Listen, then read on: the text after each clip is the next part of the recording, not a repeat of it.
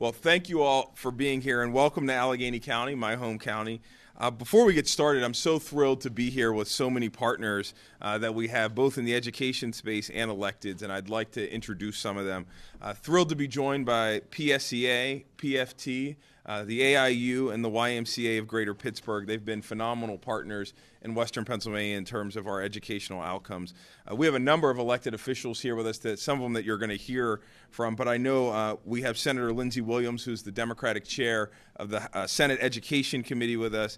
We have Mayor Pauline Calabrese from Penn Hills. We have Penn Hills School Board members and School Board President Aaron Vecchio, and the Penn Hills Elementary Principal Kristen Brown, as well as Representatives Nick Piscatano and I think Representative Ed Nielsen and Representative Joe McAndrew are with us as well. And I see County Councilman Nick Futolis out there as well. Nick, it's great to be here with you. Thanks for joining us.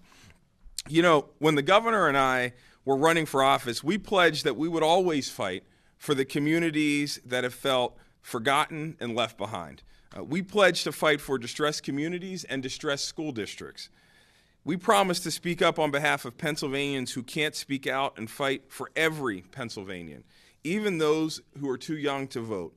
Young people like Morgan McKnight, who you're going to hear from shortly.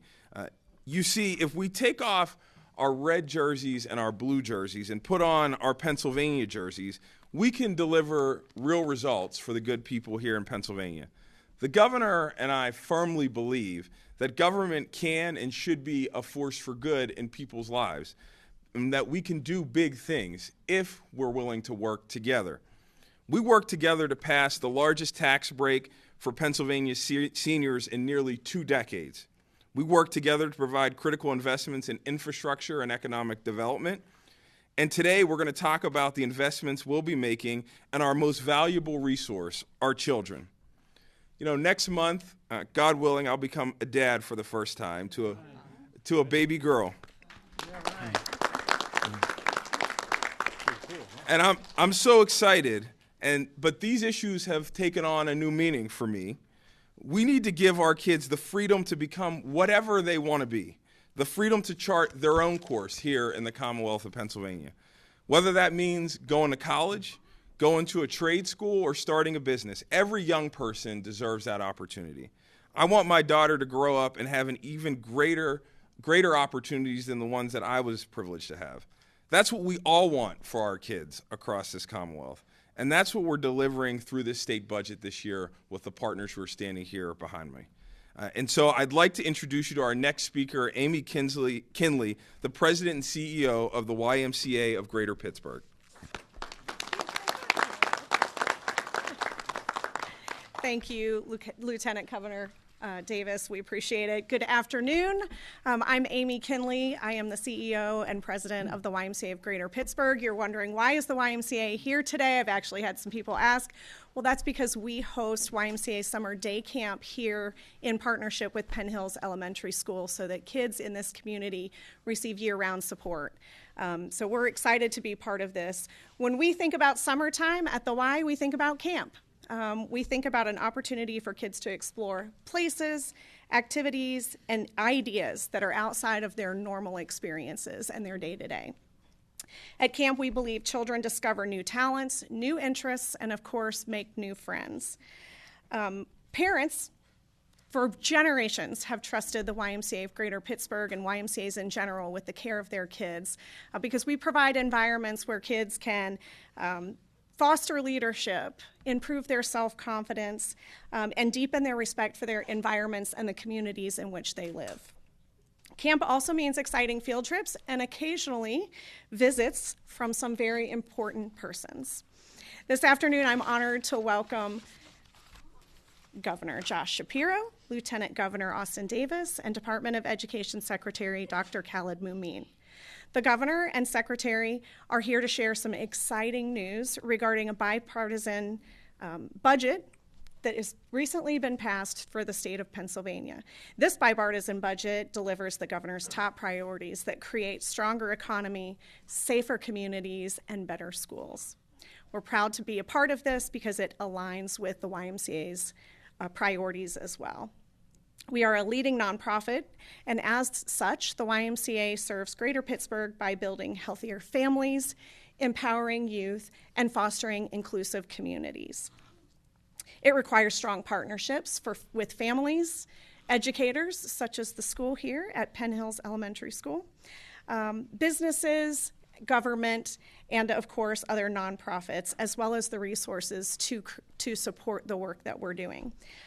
We thank Governor Shapiro, Lieutenant Governor Davis, Secretary Mumine, all of the dedicated elected officials that are here today, and the legislature for their work on behalf of the state's youth.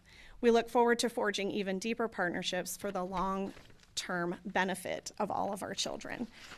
Thank you, and I have the privilege of introducing our Assistant Superintendent of the Penn Hills Elementary School, Don Golden. All right. We'll trade places. Thanks, John. Good afternoon, everyone. Thank you, Amy. I appreciate that. As she mentioned, I am the assistant superintendent, not for the elementary, but for the school district. So just need to say that. And just let me say that it is an honor and a privilege for me to serve Penn Hills, to serve the Penn Hills community, and welcoming Governor Shapiro, Lieutenant Governor Austin, to our community.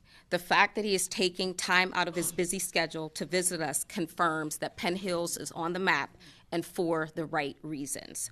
My situation is unique, and not only am I an employee of the district, but I live in the district and my children attend school in the district. I'm proud to say that 2 of my 4 children are recent graduates of the Penn Hills High School, and so we recognize that. And so I just needed to say that because I'm invested in more than one way in Penn Hills and what we are doing in this community. We recognize the Penn Hills community has been through a lot in recent years, including the devastating loss of human life when 4 of our Penn Hills students lost their lives to acts of gun violence and 1 in a drug overdose. The tragic loss of these students happened over a period of just a few weeks and all within the same 2020-2021 school year. On top of that, our students were also dealing with COVID-19. The tragic loss of these students continues to be felt across our Penn Hills community and beyond. As has been widely known, we Penn Hills residents have been burdened with multiple consecutive tax increases that were necessary to right the ship following a series of poor financial decisions that were made about 10 years ago. Despite these heartbreaks and hardships, we remain united, resilient, and hopeful as a PH family. And just by the way, Governor, we spell family with a PH instead of an F. Okay, cool. Here in Penn Hills, that's right. By signing into law a common sense, bipartisan budget that delivers on one of Governor Shapiro's top priorities of investing in K-12 public schools, we will see the largest increase in basic education funding formula in Pennsylvania's history. The funding also provides funding for universal free breakfast for every public school student to make sure our students are well prepared when they enter our classrooms. While as a district and community we are excited about these increases, we also recognize that there is still work that needs to be done and look forward to working with the legislature to make even more progress for our students.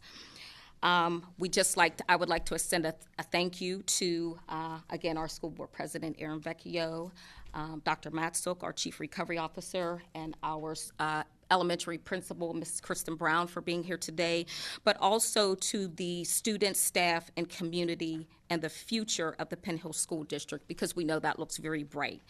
We appreciate the extra effort and consideration extended by our own Senator Jay Costa, who helped jumpstart the financial recovery efforts in our school district and continues to keep the Penn Hills School District under his watchful eye and care. We would also like to thank Patrick Dowd of the Allegheny County Health Department for recent grants awarded that support local youth and more trauma-informed practices in our schools. And again, thank you, Governor Shapiro, for visiting us today in our Penn Hills home and helping to validate our work. We appreciate that you share not only in belief, but also in practice, our commitment to equity and dignity for all. Thank you. And with that, I have the distinct pleasure of welcoming Senator Jay Costa. Thank you very much. Thank you so much. Thank you, everyone. Good afternoon, everyone, and thank all of you for being here. And Governor, let me extend a thank you on behalf of everyone who's here, all the organizations and folks who are here. Thank you for taking the time to come to the Penn Hills School District and experience the tremendous turnaround that we see, not only fiscally and financially, but also with the performance of the students who you're going to hear from a little bit later. So thank you for being here today. Thank you, Senator. Appreciate it. And more importantly, thank you for the work that you have done over the course of the past 7 months, almost 8 months, with respect to this education funding system we're working on. Certainly we know that there are challenges that we still have as we go forward to address the unconstitutional nature of the funding formula, but you have made a tremendous first step towards that end. And knowing in our conversations your commitment to going forward and to ensuring that we continue to do that is extremely important, and it continues the confidence that the people in this community have about the progress that's made in Penn Hills here. I'd be remiss if I didn't talk about the working relationship that I've had and we have had in your Department of Education and previous department has had with Penn Hills under the leadership of Aaron Vecchio and Dan Matsuk, Dr. Matsuk, and the work that's been done in the last several years, and our ability through programs and educational programs and resources we can offer districts that have really helped and been instrumental in being able to provide the financial footing, the foundation that they need to continue to grow. So we've been very blessed to be able to be a part of this conversation, and I want to say thank you to all the folks involved. Aaron and Dan, thank you for the work that you've done, and certainly Superintendent Hines was part of that conversation. These folks had to make tough decisions. They made tough decisions to be able to endure and sustain a very strong school district for the benefit of the kids over here. That's what this is about. They make tough decisions to ensure that they can have a school district that's going to be viable, that's going to be strong, that's going to be academically strong, and that's what we have here right now. And that's wonderful along those lines. The administration, this governor has put forth a significant amount of things. We talked about the free breakfast program that Senator Lindsey Williams championed for a number of years now. It's a great thing that we're going to be able to do. Special education increases, the governor will talk about, and certainly the historic basic ed increases as well. And we're excited that we are where we are, but we know we have more work to do to address what needs to be done. I'm excited about what it's going to look like next year, because having these private conversations with the governor about what our challenge is to address the Commonwealth Court decision, we got to make big decisions and strong decisions going forward for all of our kids. So, Governor, thank you again for the work you've been doing. Thanks, you for joining us here. And now it's my opportunity to introduce Secretary Khalid Mumeen. Secretary's been outstanding in the work that he's been doing and really a breath of fresh air to our educational community in Pennsylvania. Secretary. Thank you, Senator. Thank you so much.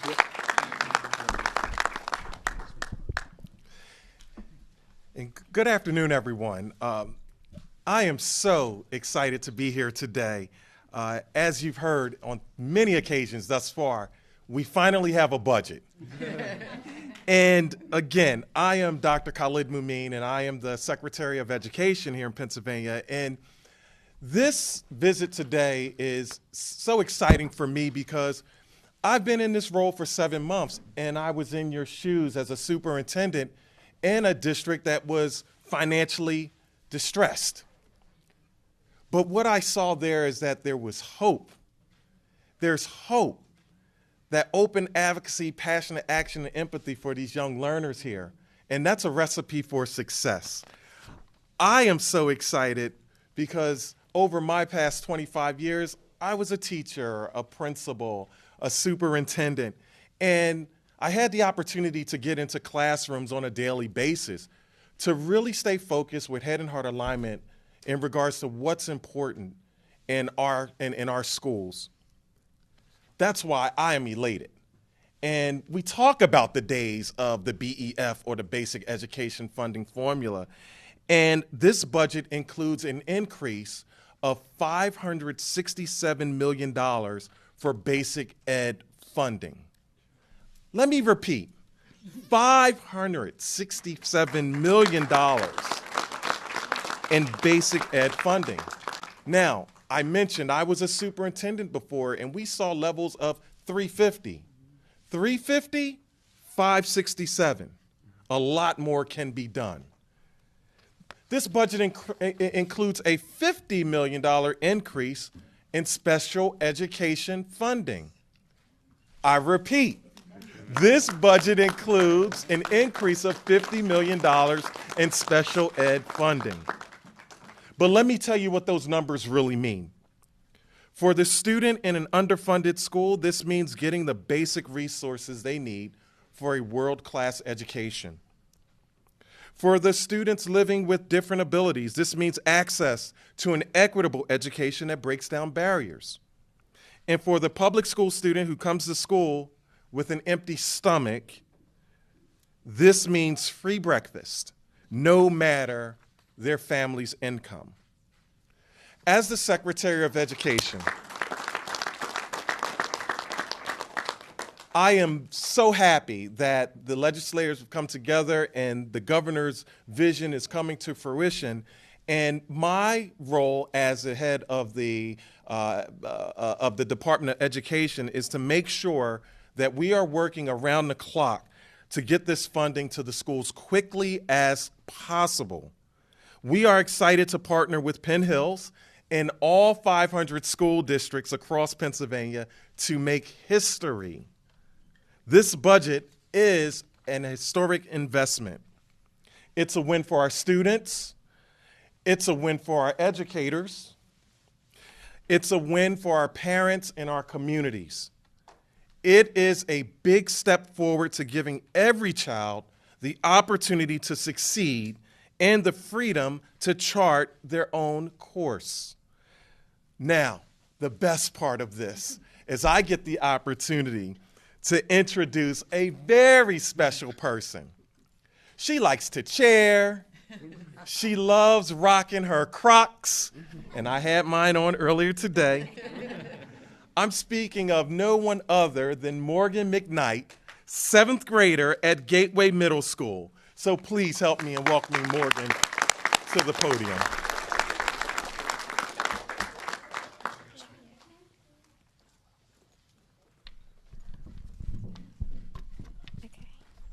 Hello everyone, my name is Morgan McKnight, and today I have the honor to introduce and welcome our governor, Josh Shapiro.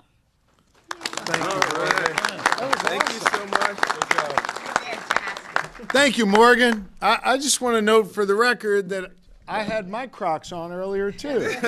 and you think I'm kidding? My kids make fun of me for wearing Crocs with socks, but I'm going to tell them Morgan did it, so it must be cool. I really appreciate you introducing me today. Thank you very, very much. It means a lot. And in a few moments, you're going to sit right next to me when I sign that law, okay? That sound good? I want to say thank you to everyone in the Penn Hills community and the YMCA of Greater Pittsburgh for having us here today. It's a special privilege to be back in the home community of our great Lieutenant Governor, Austin Davis, to be surrounded by these wonderful elected leaders who serve in the House and Senate, especially Leader Costa, who leads the Democrats in the state Senate of Pennsylvania and whose district I am in. And I want to just say how thankful I am to have a moment out of my day to spend time with Morgan and these other kids. And y'all are waiting so patiently. Give me just a couple minutes, and then we're going to sit down and we're going to talk over here together. Just last week, I had the honor of signing into law a bipartisan budget that makes major investments in those children's future and in the future of all Pennsylvanians. This budget that I signed into law is a testament to what we can accomplish together when we set aside our political differences, our partisan differences, and we just focus on common sense solutions that are going to make people's lives better every single day. You see, in Pennsylvania, I'm the only governor in the nation with a full-time divided legislature. That means we've got one chamber controlled by Republicans, one controlled by Democrats. And so nothing can get done unless it passes the Democratic majority in the House and the Republican majority in the Senate. This budget is proof that even in a divided government, we can come together to get big things done, to put forth common sense solutions to the biggest challenges facing Pennsylvanians. Let me explain with some more granularity. This budget delivers, as you heard from our secretary, the largest single-year increase in basic education funding for Pennsylvania's 500 schools in the history of the Commonwealth of Pennsylvania.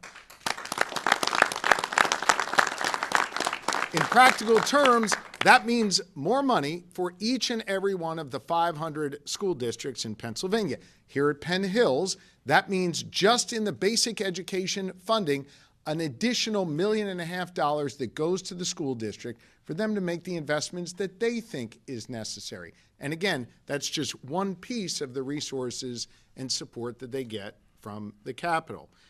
That is $1.5 million more than they got last year, an 8% increase in the basic education funding for the Penn Hills School District. If you ask any teacher or administrator, they'll tell you in practical terms what that means. It means more books and learning tools in our libraries. It means more opportunities for administrators to hire more teachers and to pay a higher wage to our teachers in Pennsylvania. It means more computers and other STEM, and we call it STEAM, in my kids' school, STEAM opportunities for our children to learn. It's also important to note, as the Secretary said, it includes an additional $50 million for special ed, because I believe in a quality education for all children in Pennsylvania.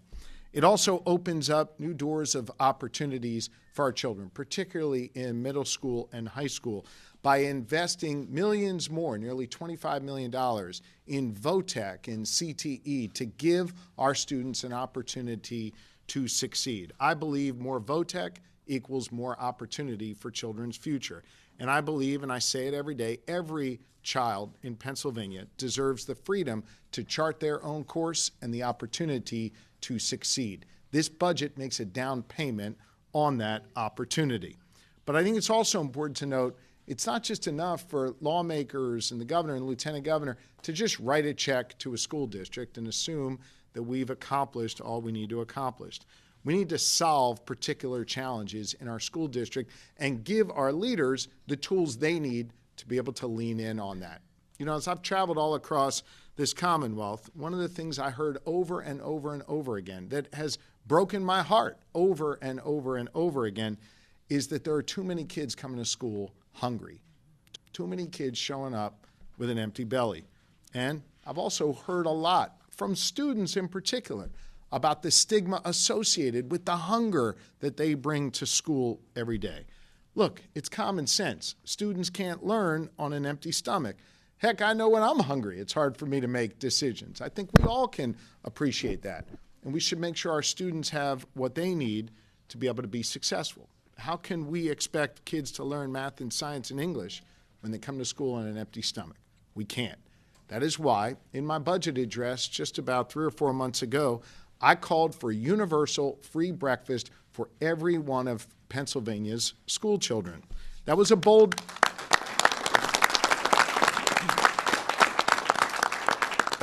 promise, I know, building on the work that some of our senators and others have worked on for so many years, but it was a promise I was determined to keep.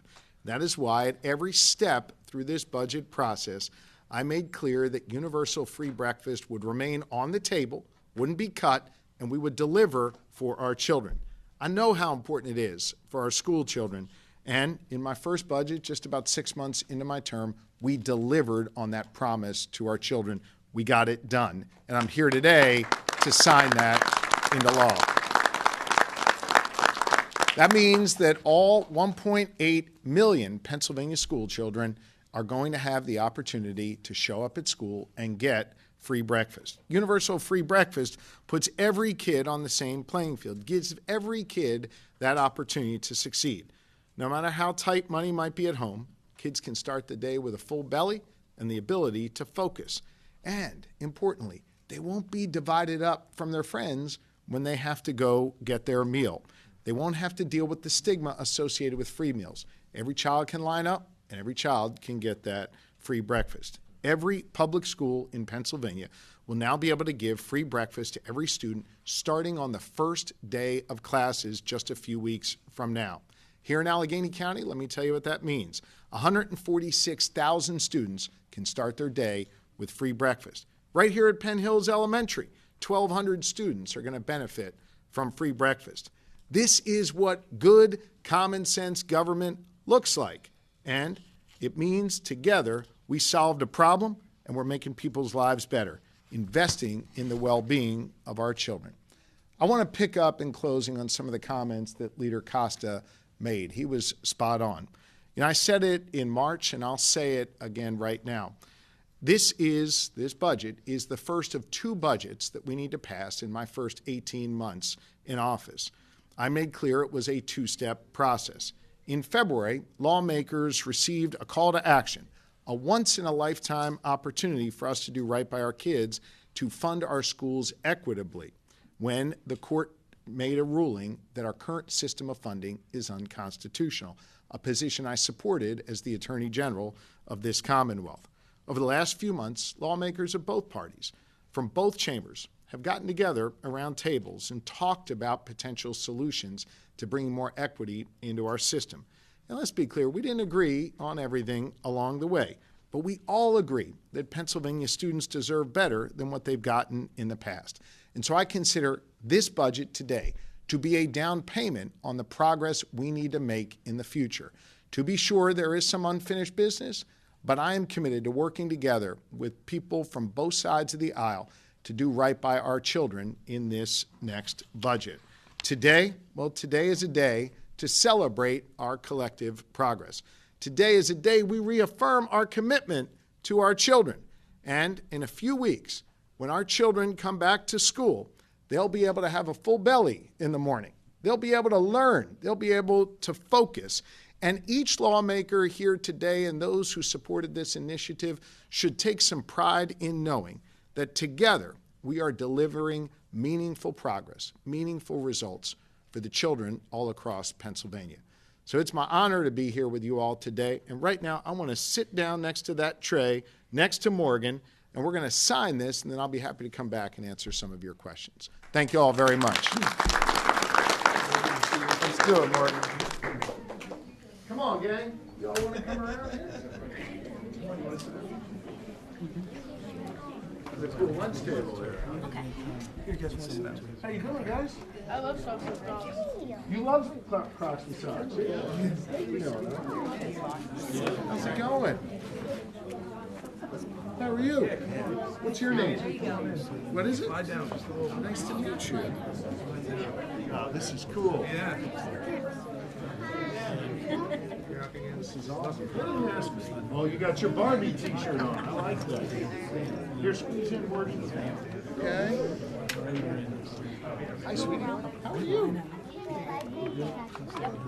You have? It's a great school, isn't it? I used to get good breakfast. You used to get good breakfast? And I used to eat. And are you ready to get good breakfast again?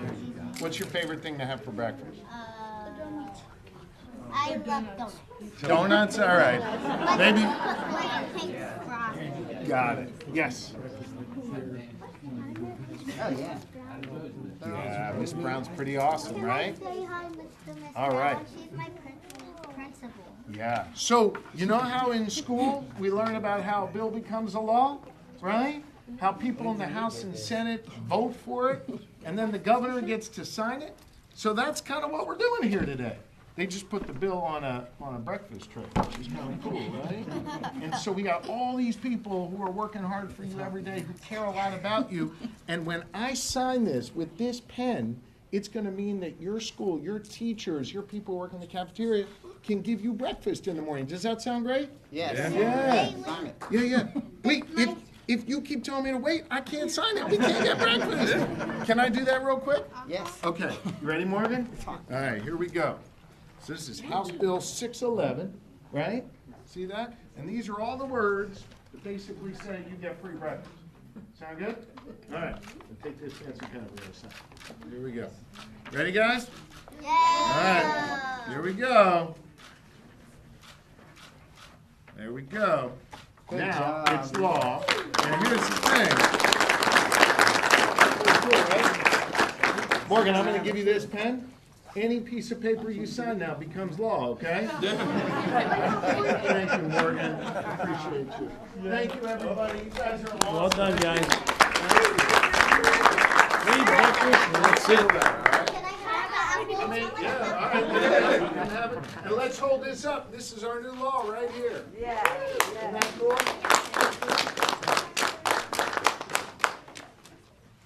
You guys got so quiet all of a sudden. They're hungry. All right. Thank you, everybody. Thanks for spending some time with us.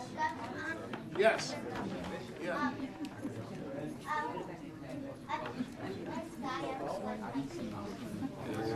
What did Miss Sire teach you?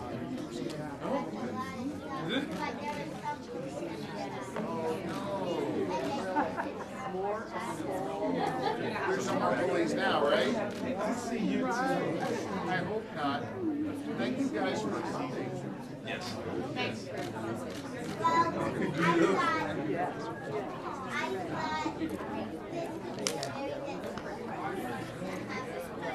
Isn't this a wonderful school? Yeah. Thanks for sitting here with me, my man. Appreciate it. He took your seat. Oh my God. Thanks, Morgan. All right. Be careful with that pen, okay? All right. Guys, have a great day. Oh, I know, yeah.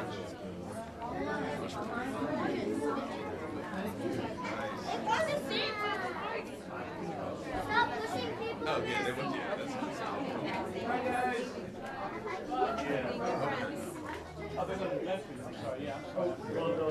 You got a good handshake. You've been Lieutenant Governor. I got a nice office for you. How are you? You can see for You keep questioning. Every time they're here, you question, okay? Have a great day. I love your shirt. Always be kind. You try to.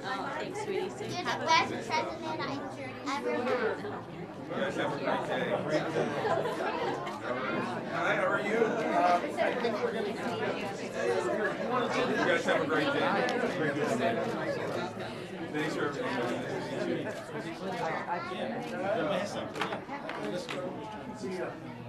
Have a great day.